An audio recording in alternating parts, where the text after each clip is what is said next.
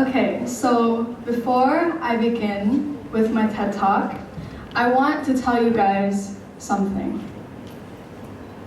One of the most beautiful things I have ever read was actually a passage from the Bible, and it goes, "Your beauty should not come from outward adornments, such as braided hair, or the wearing of gold jewelry and fine clothes.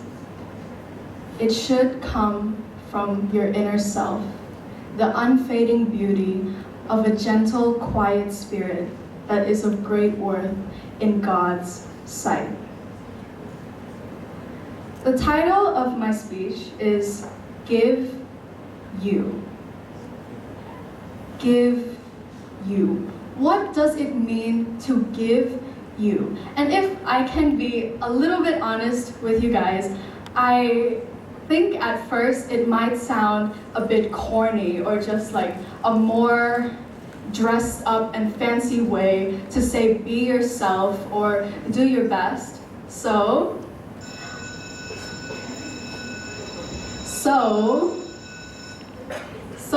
I thought of a fun little activity that we could all do together for me to help you get a better understanding of what I mean when I say give you.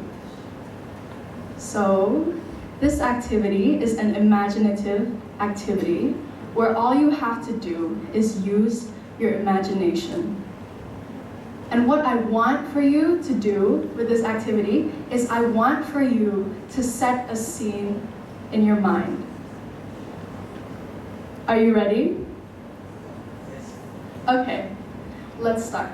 So first, I want everyone here to close their eyes. They better be closed. I'm looking. Okay. So as you close your eyes, I want you to feel that you are no longer in this room, that there is nothing in front of you but pitch darkness.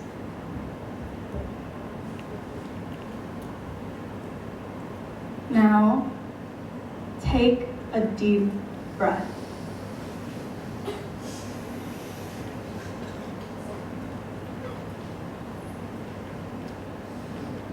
As your eyes are closed, I want for you to imagine that you are feeling scared. Feel the most fear that you can ever feel. It's okay if you aren't able to immediately feel scared or feel super scared at all. However, I want you to try to imagine it, and if you can, allow yourself to feel it.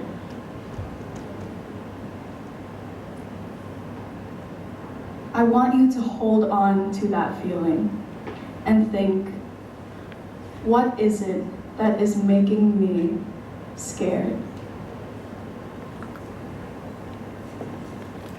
Now for the last step, you have to listen to me first before you do anything.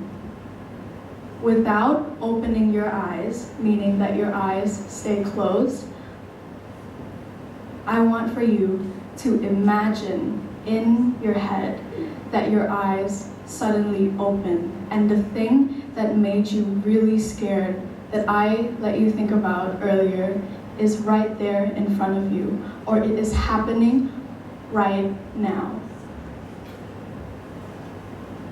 What kind of thoughts are you telling yourself? How does it make you feel?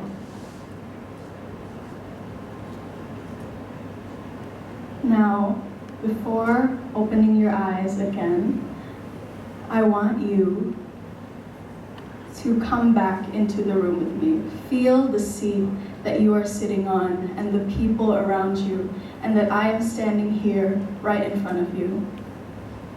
Now slowly, very slowly, open your eyes.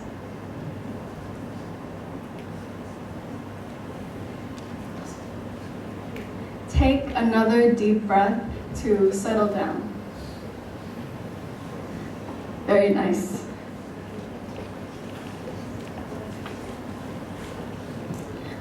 Are you back? Okay. So that little activity that I let you do earlier of closing your eyes and using your imagination, I did that for myself.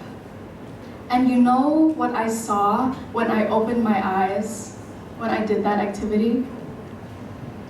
I saw that I was on a stage and I was about to give a performance. Which is actually very ironic because I am literally standing here on something that's somewhat like a stage and giving you a speech, which is something you can consider to be a performance. Although, I'm not speaking about a literal performance. I am speaking about a metaphorical performance. The more that I thought about it, I realized that I was not actually afraid to give that performance. I think I was actually afraid of, well, what if I did not have what it takes to give a good one? A performance that would appeal to the crowd. As though life would feel like a living performance where all that matters is how well you were on stage and how well you could perform for others. And it never had anything to do with you or how hard you were trying. The reason that I felt fear when I opened my eyes was because I was afraid that as I was standing there on that stage, there was not a single person there who would cheer for me. And again, I am only talking metaphorically, a metaphorical stage. And I believe that this is a very common feeling or a very common thing to experience as part of being a human being. Maybe you feel this way when you are doing something that you're not good at. Or this one is even worse, when you are doing something that you thought you were good at, but turns out you were just okay, and that there is always someone better, and then suddenly the audience shifts their attention from you to wherever it is they can find that better. And it's not exactly the experience of feeling like you're not good enough or that you don't believe in yourself that makes you feel insignificant. It is the self-sabotaging thoughts that come with it. Thoughts like, you're nothing. There are people out there trying harder than you and you're sitting there doing nothing, so keep up. And all you can think about is, well, is this really all that I can do? And what I want for you to think about, or more specifically, I want for you to look at this question from a different perspective. And that perspective is the perspective of what if the answer to that question is yes? What if it is all that I can do? So what if it is all that I can do? Just because you are a small, single grain of sand in a world full of billions of people, just because you feel insignificant does not mean that you are. What if the reason that you are not the most amazing performer on that stage is because it was just simply something that you weren't good at? It was just not your thing, or it was just never what you were meant to do. Maybe your way of performing is just, different.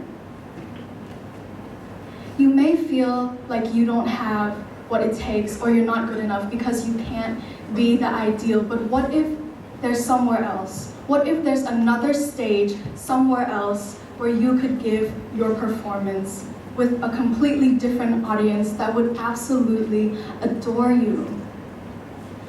Maybe you are better as the person who writes the show. Maybe you are better as the person who makes the props, better as stage crew, a better event organizer. Or maybe you were meant to be the audience that you wished people could have been for you. Why else do you think that after a movie is over, the credits roll and then you see so many names of people who worked just as hard as the movie stars to bring that movie to you? Why else do you think that those people and the movie stars are so happy to know that there are people out there who appreciate their work? I like to believe that we all have a different purpose, and that we were all worth something always since the day that we were born, before anyone told us that we had to be a specific way in order to be worth applauding for. Even if what you do or who you are is not always or is not praised by the majority, you are all that you have to give. So give you. Thank you.